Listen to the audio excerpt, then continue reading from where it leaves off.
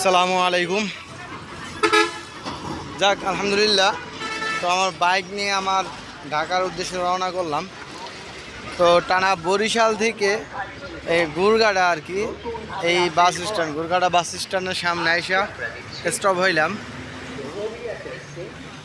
দেখে এই জায়গায় নাস্তা পানি কিছু খাওয়া যায় কিনা। কিন্তু এই ছাগলটার মতলবটা খারাপ ছিল। ওই একটু লাফালাফি করে বেশি।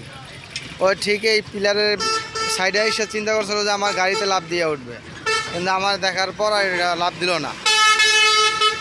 যাক, তো বুঝতে পারো ছাগলটা যে মালিক আইসা করছে।